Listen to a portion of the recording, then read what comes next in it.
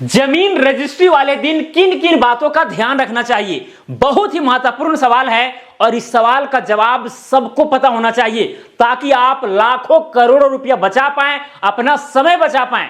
नहीं तो अगर इस दिन आप ध्यान नहीं देंगे तो 2-4 साल 5 साल जो है कोर्ट कचहरी का चक्कर लगाते रहेंगे, फिर भी जो है आपको संतुष्टि नहीं मिलने वाली है। इसीलिए दोस्तों इस वीडियो को देखिए और सही ढंग से हर चीजों को समझिए कि रजिस्ट्री वाले दिन यानी केवाला जिस दिन आप कराने के लिए जा रहे हैं उस दिन क्या क्या आपको ध्यान में रखना है ताकि गड़बड़ी ना हो, क्योंकि हड़बड़ी में गड़बड़ी हो ही जाता है और आपको सालों साल जो है उसका खामियाजा भुगतना पड़ता है। क्लियर?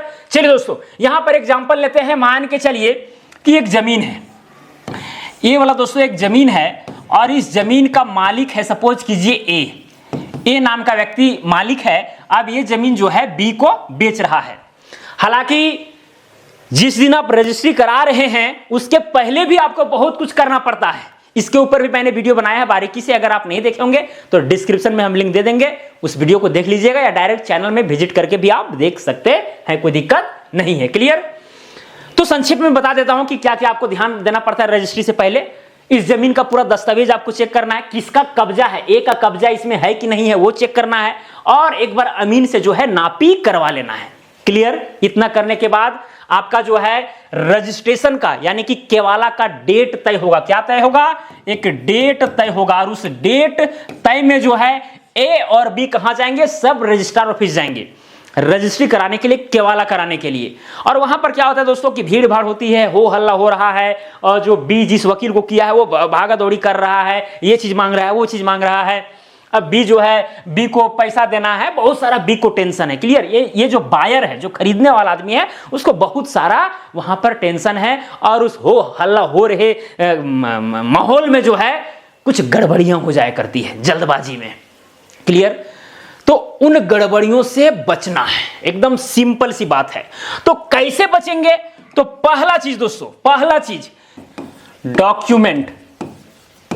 और डॉक्यूमेंट में क्या क्या रहेगा? अगर इस जमीन का भाई अगर रजिस्ट्री के माध्यम से प्राप्त है तो रजिस्ट्री होना चाहिए, अगर खतियौनी जमीन है तो खतियान होना चाहिए, एलपीसी होना चाहिए यानी कि लैंड पोजीशनिंग सर्टिफिकेट होना चाहिए। साथ में अगर आप अमीन से नापी करवाते हैं तो वह नक्शा ट्रेस करके वो देता है, नक्शा ट्रेसिंग होना चाहिए। तो डॉक्यूमेंट में ये सारा चीज होना बहुत जरूरी है, इसके बिना रजिस्ट्री कैसे होगा? सिंपल सी बात है। तो नक्शा ट्रेसिंग हो गया और जमीन का जो भी पेपर होगा वो एकदम होना ही है किसी भी हाल में, इसमें नो कंप्रोमाइज। क्लियर? चलिए ये चीज जो है या तो उसी दिन ए जो है लेकर के जाएगा या फिर जो है ये जो बायर है वो 1-2 दिन पहले मांग करके अपने पास रख लेगा, उसके बाद जो है जाएगा लेकर के। ओके, एलपीसी भी होना चाहिए। दूसरा चीज दोस्तों विटनेस।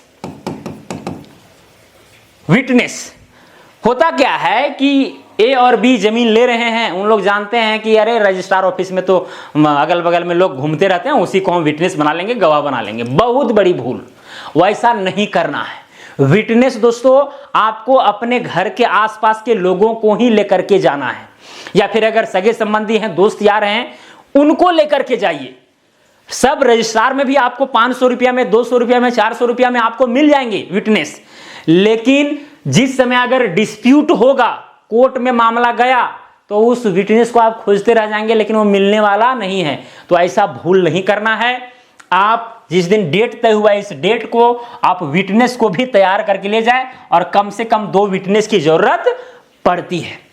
तीसरा नंबर, आपको दोस्तों एक वकील करना है। क्या करना है? एक वकील करना है जो कानून का जानकारी रखता हो, उसे आपको भाई अपॉइंट करना है। अपने से जो है तेज नहीं बनना है। ऐसा नहीं कि भाई प्रिंटर वाला दुकान में आप प्रिंटिंग वाला दुकान में चले गए हैं, वो बोल दिया कि हाँ सारा ड्राफ्टिंग तो मेरे पास है ही, सब कुछ करवा दे रहे हैं, सब ये स्टाम्प सब कुछ हम करवा देंगे, ऐसा करके जो है वो कर देंगे। अच्छी बात नहीं है। आप लाखों करोड़ों रुपया लगा रहे हैं, एक वकील करने में आपको क्या जाता है? वकील कर लीजिए, बहुत बेहतर रहेगा। नहीं तो ये 500, 1000 रुपया, 2000 के चलते में बहुत बड़ा आप दिक्कत में फंसेंगे। और अच्छा वकील करना है, इसे झोला छापला नहीं करना है। क्लियर? चलिए दोस्तों जिसका मतलब अच्छा जानकारी हो, पता कर लीजिएगा, घूम लीजिएगा। कई लोग जो है ना शर्माते हैं, जैसे मान के चलिए बी जो है वकील ढूंढने के लिए गया है, यहाँ पर जो है बहुत सारे वकील हैं, फलाना है, चिलाना है, ठेमका है, ये है, वो है। अब बी जो है गलती से इसके पास चला गया, ये कमजोर वकील है, अच्छा से बात भी नहीं करता है, कानूनी जानकारी भी नहीं सही से दे पा रहा है, भी सोचता है करे यार आ गए हैं चलो इसी से करा लेते हैं। ऐसा नहीं भाई, अगर पसंद नहीं तो छोड़िए उसको, गोली मारिए, हटाइए। आप जो पसंद है, जिसको आप पसंद कर रहे हैं, या फिर आसपास के लोगों से राय लीजिए, जो वकील आपको लगेगा अच्छा वही करना है। क्लियर? नहीं तो ये पैसा बचाने के चक्कर में बाद में वकील को इतना पैसा दीजिएगा कि कहना नहीं है। क्लियर? चलिए दोस्तों, चौथा नंबर ड्राफ्ट। क्या चीज? ड्राफ्ट। जो भी ड्राफ्ट तैयार होगा दोस्तों, उसको बहुत ही ध्यान से पढ़ना है। जिस वकील को आप अपॉइंट किए हैं, हालांकि वो तो सही ढंग से तैयार करेगा ही करेगा। रजिस्ट्री ऑफिस में क्या है, जहां पर भी ये आपका ड्राफ्ट मिलेगा, वहां पर पहले से फॉर्मेट बना हुआ रहता है, बस संपत्ति का जो विवरण है वो चेंज करेगा। जो लेखकारी है यानी लिखने वाला, लेखधारी यानी कि जो लिखा रहा है, जो लेख को धारण करेगा, उसका पूरा डिटेल रहता है। क्लियर? तो आपको सही ढंग से ड्राफ्टिंग को पढ़ना है। जब ये वकील आप बना देगा ड्राफ्टिंग, तो खुद से भी आप पढ़िए, या फिर वकील अगर आप पढ़ने नहीं जानते तो वकील को जो है पढ़ने के लिए बोलिए और सुनिए उस चीज को कि क्या क्या पढ़ रहा है। या फिर जो भाई पढ़े लिखे लोग होंगे आपके संबंधी, वो तो जाएंगे, एक आदमी तो रहेगा, उससे पढ़वाइए। क्लियर? उसमें जो है, जो विक्रेता है उसका नाम, पिताजी का नाम, जाति, पेशा, उसका पूरा डिटेल, आधार नंबर, ये सब होना चाहिए। आपका भी जिसके नाम से रजिस्ट्री हो रहा है उसका भी सारा कुछ डिटेल होना चाहिए। लेकिन बड़ी बात यह है दोस्तों कि जमीन का विवरण जहां पर लिखा रहता है उसको ध्यान से मैच करवा लीजिएगा।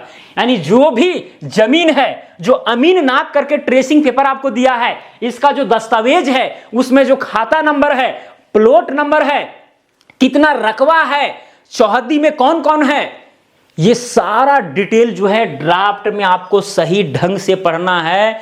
नहीं तो इसका खमियाजा ऐसा भुगतना होगा कि इसका कोई हिसाब किताब नहीं है। क्लियर सी बात है। कई बार दोस्तों, कई केवाला में मैंने देखा है, जमीन नापने के लिए जाता हूं तो मान के चलिए कोई 8 डिसमिल जमीन खरीदा है, और लिखने वाला जो है, ड्राफ्टिंग वाला आदमी जो है, ये इस तरह से लिख देता है 0.8 डिसमिल। बहुत बड़ी भूल भाई। 8 डिसमिल खरीदा है तो 0.8 डिसमिल क्यों? और ये बहुत सारे केवाला में देखा हूं, बहुत सारे केवाला में ये तो सही से 1 डिसमिल भी नहीं है, इस तरह से लिखा होता है। एक्चुअली उसके कंसेप्ट में ये है कि एकड़ वाला हिसाब जैसे होता है ना, कि अगर मान के चलिए कोई 12 डिसमिल जमीन खरीदा है तो 0.12 और यहाँ पर एकड़, ओके, तो यहाँ पर इस तरह से अगर लिखा हुआ है तो ये 12 डिसमिल है, क्योंकि 1 एकड़ में होता है 100 डिसमिल, तो ये 12 डिसमिल कहलाएगा, कोई दिक्कत नहीं है। लेकिन वही सोच के वजह से जो है ये दशमलव के बाद डायरेक्ट 8 बिठा देते हैं, पता चलता है कि 1 डिसमिल से भी कम लिखा गया है जमीन। क्लियर? तो ये सारा जो है, जितना क्षेत्रफल आप ले रहे हैं उतना एकदम सही ढंग से लिखा होना चाहिए। और जो भी नंबर लिखा जा रहा है, रकबा लिखा रहा है, उसका हिंदी में भी आपको लिखा हुआ वहां पर होना चाहिए। अगर 8 डिसमिल है तो यहां पर 8 डिसमिल इस तरह से जो है यहां पर लिखा होना चाहिए। अगर खाता नंबर मान के चलिए 50 है तो 50 लिखा होना चाहिए, हिंदी में भी, देवनागरी लिपि में भी। अगर प्लॉट संख्या ये कुछ भी है 576 है तो 576 हिंदी में भी लिखा होना चाहिए। ये सारा चीज जो है आपको सही ढंग से चेक करना है, नहीं तो पछतावा के अलावा कुछ नहीं मिलेगा। क्लियर? चलिए दोस्तों, तो आपको जो है ड्राफ्ट जो है सही ढंग से पढ़ना है, टर्म्स एंड कंडीशन भी सही ढंग से पढ़ने हैं, क्योंकि अगर बाद में किसी तरह का डिस्प्यूट होता है, विवाद होता है, तो जो इसमें ड्राफ्ट में जो टर्म्स एंड कंडीशन है, जो चीजें हैं, वही आपको काम देने वाली है। क्लियर?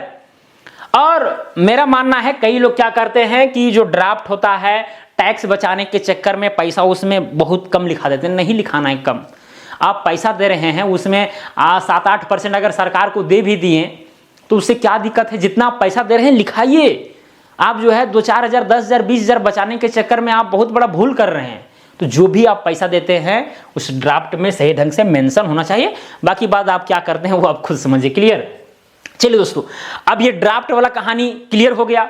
ड्राफ्ट में दोस्तों आपको देखना है कि भाई उसमें पेज नंबर है कि नहीं है। पेज नंबर होना जरूरी है, नहीं तो कौन सा पेज कब निकल गया पता भी नहीं चलेगा। और ढूंढते रह जाएंगे, गायब हुआ है कि नहीं हुआ है ये भी आपको पता नहीं चलेगा। इसीलिए पेज नंबर भी होना चाहिए ताकि वो डॉक्यूमेंट एकदम क्या रहे, सेफ रहे। क्लियर। छठा नंबर दोस्तों, stamp duty. Stamp duty, stamp duty. देखिए जो जमीन आप खरीद रहे हैं उसका जो भी स्टाम्प बनता है, जो भी आपको टैक्स देने हैं वो एकदम दीजिए। आप 1,000 ज्यादा दे दीजिए, 200-400 ज्यादा दे दीजिए, वो चलेगा, लेकिन कम नहीं होना चाहिए। अगर कम रहेगा तो फिर दिक्कत होगा। कई बार जो है स्टाम्प ड्यूटी वगैरह सब जोड़ जाड़ करके वकील को दे दिए, अब वो जो है सो कम स्टाम्प ड्यूटी दिया, फिर गड़बड़ हो जाएगा। हालांकि आजकल ऐसा नहीं होता है, वो जितना लगता है उतना ही, लेकिन कभी कभी ऐसा हो भी सकता है। इसीलिए ध्यान आपको रखना है कि स्टाम्प ड्यूटी पूरा पे किया जाए। क्लियर। उसके बाद दोस्तों सातवां नंबर में बैलेंस कंसिडरेशन। बैलेंस कंसिडरेशन यानी मान के चलिए बी जमीन खरीद रहा है, अब रजिस्ट्री होने जा रहा है भाई, ए और बी अब हस्ताक्षर करने वाले हैं, सब कुछ अब होने वाला है, गवाह हस्ताक्षर करने वाले हैं। उसके पहले जो है बी को पूरा पेमेंट करना होता है। तो जितना भी पेमेंट हो एकदम क्लियर कट, रजिस्ट्री में ऐसा नहीं कि बचा हुआ है, खुचा हुआ है, ये वाला हिसाब किताब नहीं रहता है। क्लियर। तो बी को जो है पहले ही सब कुछ क्लियर करना होगा। अब ए जिस तरह से डिमांड करेगा, अगर ए मान के चलिए कि इसी का हितैषी हो और बोल रहा हो कि चलो लिखा लो ना उसके बाद देना ना, तो चलेगा, कोई दिक्कत नहीं। लेकिन ऐसा 99% मामलों में नहीं होता है, बी को देना ही पड़ता है। अगर बी के पास मान के चलिए फोन पे वगैरह है, अब पैसा उससे जा ही नहीं रहा है, तो वैसे कंडीशन में जो बी है वो ए को चेक दे दे तो बेहतर है। ठीक है, चेक दे देगा। हालांकि कई बार ऐसा भी होता है कि चेक देने के बाद चेक बाउंस हुआ, उसमें भी चल रहा है केस, ओके, ये भी होता है। तो वो ए के ऊपर डिपेंड करता है कि अगर वो बोल दिया कि नहीं जब तक हम पैसा नहीं लेंगे तब तक हम कुछ भी नहीं करेंगे, तो वो सिचुएशन देख लीजिएगा। तो बैलेंस कंसिडरेशन ये आपके ऊपर डिपेंड करता है कि आप किस तरह से करते हैं। आठवां नंबर दोस्तों पोजीशन। पोजीशन यानी जमीन का कब्जा। देखिए आप रजिस्ट्री करा लिए हैं, हालांकि रजिस्ट्री से पहले जो आप एग्रीमेंट कराते हैं उसी समय आपको कब्जा करना है।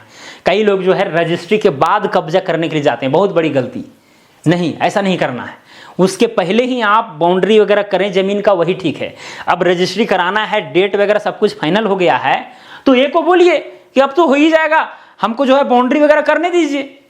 तो जिस समय बाउंड्री वगैरह होता है, गड्ढा वगैरह खुदता है ना, तो उसमें जितने भी जो हैं ये होते हैं ना कीड़े मकोड़े, सब उस गड्ढा में गिरते हैं आकर के। कहने का मतलब कि आसपास के लोग अगर विवाद हो उस जमीन को लेकर के, वो सब पहुंच जाते हैं कि क्यों ये जमीन ले रहे हो, से जो कुछ भी है। ओके, तो जमीन रजिस्ट्री से पहले ये काम करना होता है, ये पोजीशन वाला वो बेहतर होता है। कई लोग जो है रजिस्ट्री के बाद देना चाहते हैं, ऐसा आप नहीं करें तो बेहतर होगा।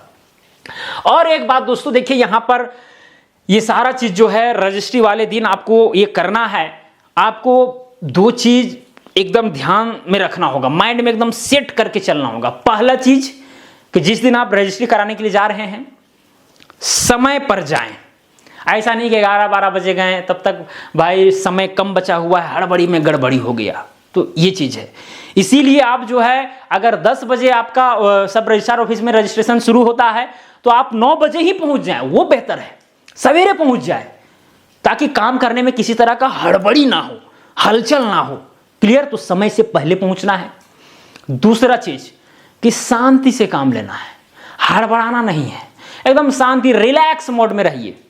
ठीक है, क्योंकि हड़बड़ी में ही गड़बड़ी होती है। अगर आप डीड को पढ़ रहे हैं, आप समय से पहले गए, आपके पास समय भरपूर है, तो जो है डीड है, जो ड्राफ्ट है आपका, उसको पढ़ रहे हैं तो पढ़ने में मजा आएगा। 2-4 बार पढ़िए, किसी से पढ़वाइए, मतलब काम आपका एकदम आसानी से होगा। इसीलिए समय पूरा निकाल करके आपको जाना है, हड़बड़ी में काम नहीं। ठीक है, तो ये सारा चीज दोस्तों आपको रजिस्ट्री वाले दिन करना होगा, नहीं तो फिर क्या होगा वो आप खुद ही समझ रहे हैं। क्लियर।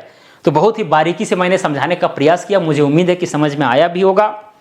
अगर वीडियो पसंद पड़ा होगा तो वीडियो को लाइक कीजिए, चैनल पर नए होंगे तो चैनल को सब्सक्राइब कीजिए। तो चलिए दोस्तों, आज के लिए इतना ही, अब मिलेंगे अगला वीडियो में। जय हिंद, जय भारत।